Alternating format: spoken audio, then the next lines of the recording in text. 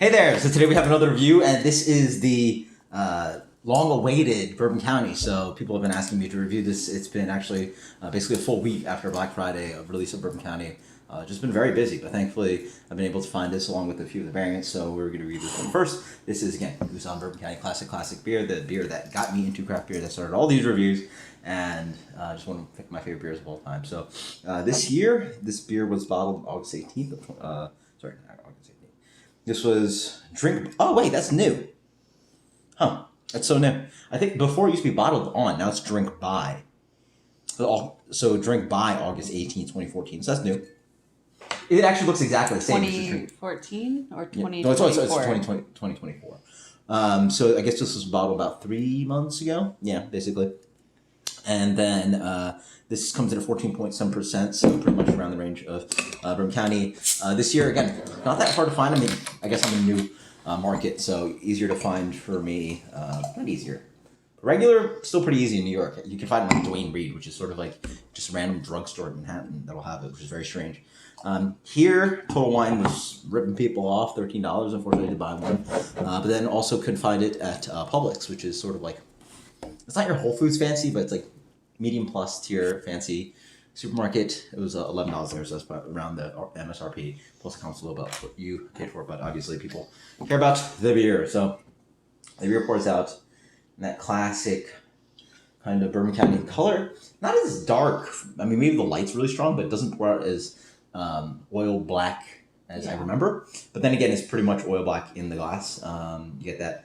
You swirl it, has tiny bubbles. It actually has a slightly persistent head, hugely tiny bubble. Then you get a little bit of that kind of coating black film that sort of like runs down on the glass. A lot of carbonation, great amount of head retention from what I remember the beer generally having. But on the nose, that's Bourbon County. Yeah. Very few beers smell like Bourbon County. We just released a bourbon barrel aged beer at Ellipsis, and smells like a bourbon barrel aged imperial stouts. A lot of bourbon barrel aged imperial stouts have a wide range of flavors. This one is just specifically Bourbon County. It's dense, chewy, rich, sweet. Sweet is the one that I get a lot on this one. Yeah. It has a lot of, it's kind of like brown sugar, turbinado sugar, caramelly, just like stickily, like toffee. Yeah, almost molasses. Yeah. Like it's like a burnt. Yeah, treacle in the British terms. Yeah. It's like reduced like chocolate or some kind of syrup, some kind of chocolatey sweet kind of dessert, and just reduced it down all the way. Concentrated kind of sweet dessert flavors. Vanilla, the heat of the bourbon, a little bit of dark fruit. I'm also getting some like almonds and nuttiness. Smells good. Yeah, it smells sweet, brown sugary sweet. That's awesome. Yeah, cheers. Burnt sugar, yeah, that's really what, I mean, they have it tasting right here. Notes of vanilla, toffee, chocolate, burnt sugar, and dried fruit, which is actually different from their other previous labels. You guys posted comments below that you have other vintages, because those were not the original tasting notes. Cheers. Made it thick. Oh. Yeah, you definitely get that burnt sugar. Right off the bat. It's a very sweet beer. Wow. Generally, this beer is pretty sweet, but it's sweet, boozy. It's almost like chocolate syrup, brown sugar reduced into a syrup with a splash of bourbon. Yeah. Something like that. Yeah, it's pretty good. Maybe a hint of the nuttiness, marzipan, slight toast of coconut from the barrel. A little bit of heat in there. A lot of sweetness riding around. A little bit of dark chocolate coffee driving on the back end. But yeah, toffee and burnt sugar. There's a lot of sweetness riding on this one. What are your tasting notes on this one? Vanilla, big taste of vanilla, right? Yeah, like definitely like vanilla extract or vanilla bean. Definitely baking cocoa. Yeah. Burnt sugars right there for sure. Some molasses still. Dried fruit not as obvious. A little bit of dried prune raisin thing in there. No, I definitely taste like dried fruit. Yeah. Or even a fruit cake. Yeah. Like not like the fruit part of the fruit cake though. The actual like dried fruit part. Oh no, the cake part, not the fruit part. Yeah. Interesting. Okay. Cinnamon. A little spices, yeah. For sure, yeah, cinnamon, almost a little bit of like Christmassy fall kind of spice character to it. Like nutmeg, maybe. Yeah, it's just all the complexities of beer. This beer is a very complex beer, despite being very sweet and boozy. Not slightly boozy. 14.7% is actually not that burn heavy. It doesn't taste like, it doesn't taste like there's a shot of alcohol burning down you.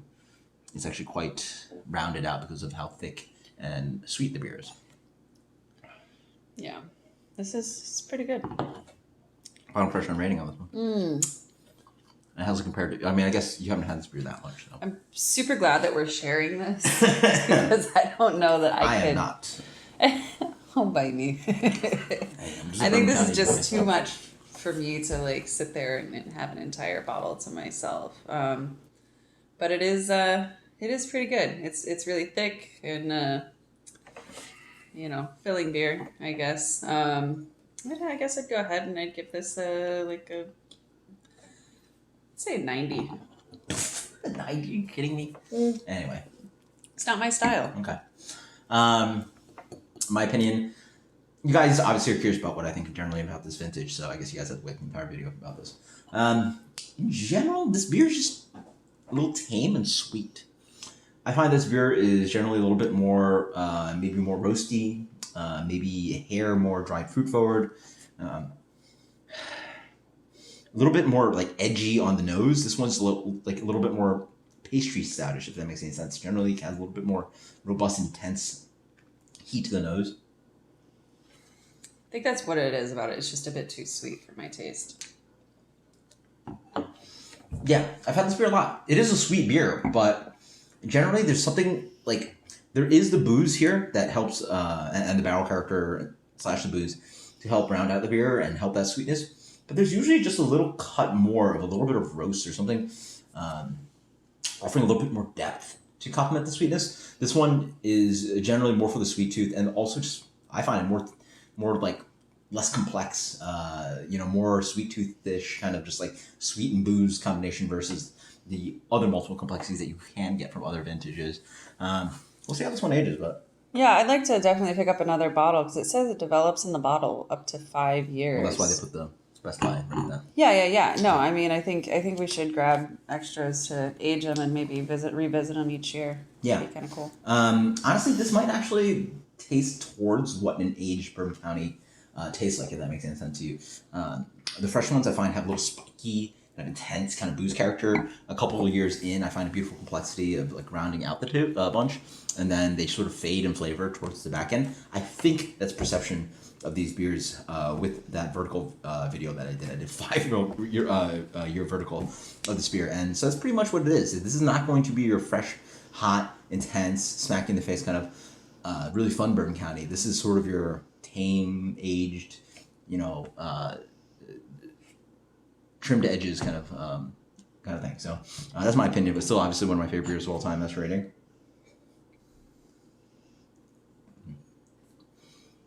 That's so good. 99. Let's give it just a point less. 99 out of 100. Until next time, guys. Cheers. Later.